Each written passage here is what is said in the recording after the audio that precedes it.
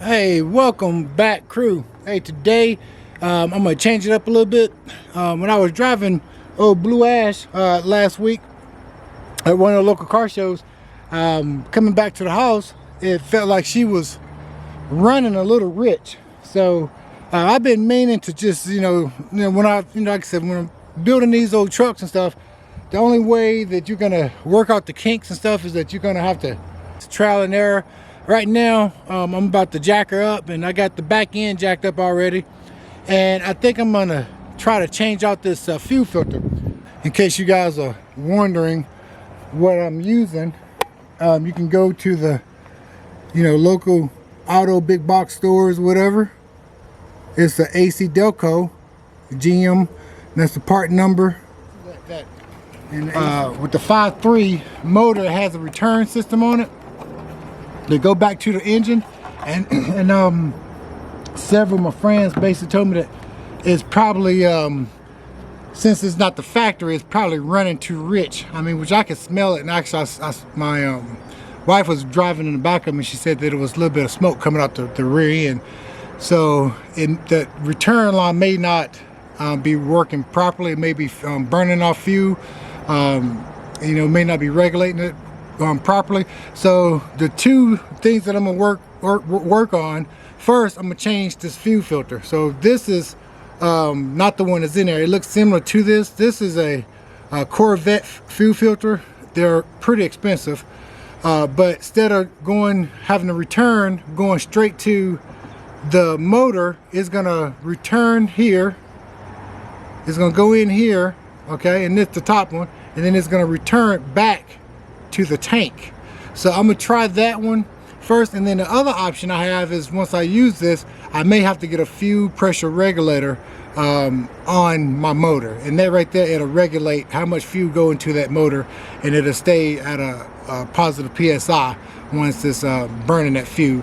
But first, we're gonna try this, and like I said, it's trial and error. I've had to do this before. Let me get underneath here before I start taking it out, and I get you guys situated, and we'll get started.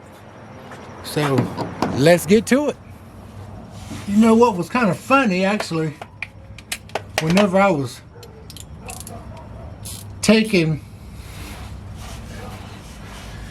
this filter here part loose, I thought maybe I would get at least a little bit of gas like coming out of it. There wasn't even no gas coming out of it. I don't know. Well, you would think that in a filter that you will have at least a little bit of residue in there. Oh, there goes a little bit of gas. I knew it was gonna come. Just surprised it didn't come sooner.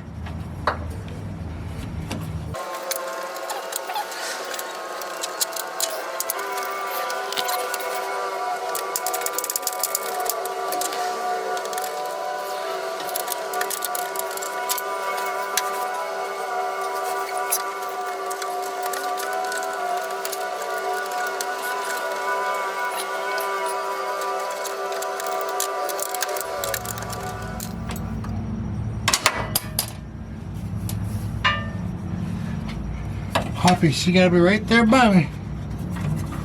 Now, it used to be Mo back in the day. Now Poppy, she done took over.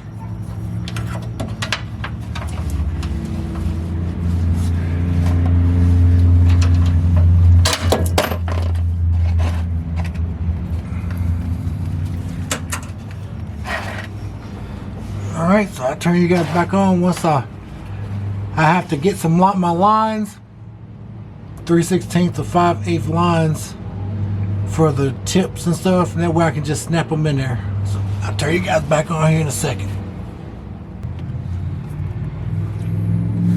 Alright, just showing you guys the setup that I have. I got these quick disconnects for my fuel lines, and I'm gonna get underneath there. I just have to measure. Then I'll probably end up cutting these lines, and then I will reconnect the compression fittings, and that's how I will actually hook these up. Now I'm just trying to tighten up these lines, guys, and my compression fittings. I knew this was going to be kind of hard to get to. Such a tight spot.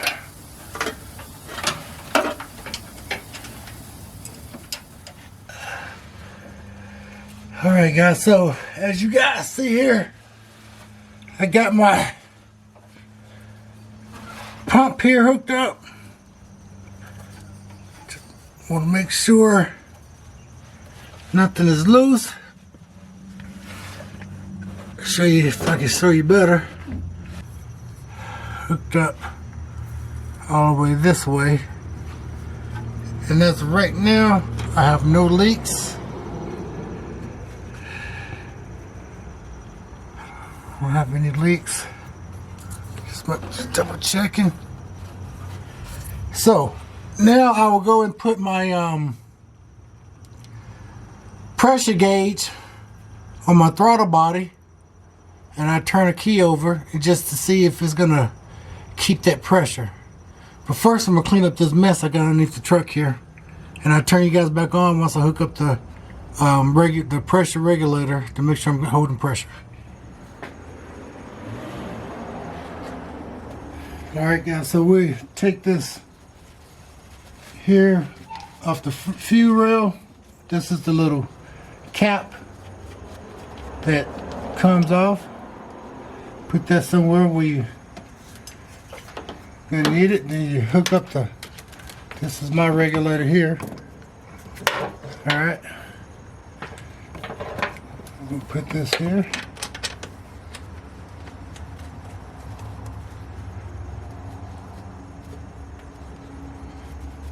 Hand tighten it. Just let the regulator hang right there. Let's see if I can get a. Alright, so I'm gonna go ahead and just turn the key. I'm not gonna turn it over. I'm just gonna turn the key to get some pressure up in the fuel line, since we just replaced them.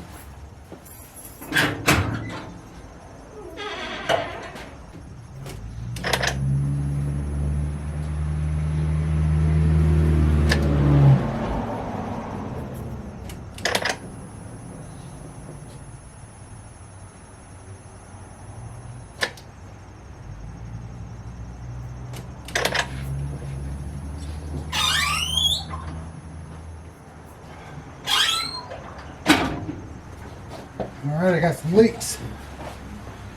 Cut you guys off. Find out where these leaks coming from. Alright, so I checked my leaks and everything, and I did have to tighten up my fuel line a little bit. But even after I did that, I could tell that it wasn't keeping pressure. It was only going up to like 40 or 50 PSI on my gauge. So that tells me that I am going to have to put some more injectors in there. So I actually went on ahead and ordered my injectors, and hopefully they should be here Friday.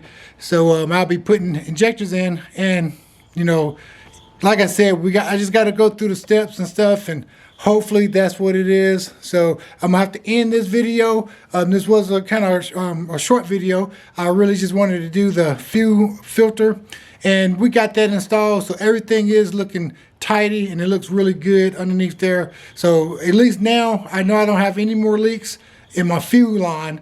But it's still, when I turn the gauge to get the PSI up in my for my fuel, it still isn't keeping pressure. So that tells me that I may have to put new fuel injectors in there. So hey, I'll get back with you guys on the next video. We will be basically I'll be showing you guys how to take off the fuel rails, and we'll be putting some fuel injectors in and getting one step closer to getting old Blue Ash back on the road, guys. So hey, I'm gonna go ahead and get out of here, but like I always tell people, if you got a fast car or truck, smoke them if you got them, baby. CJ is out. Hey, and I definitely catch you guys on the next video.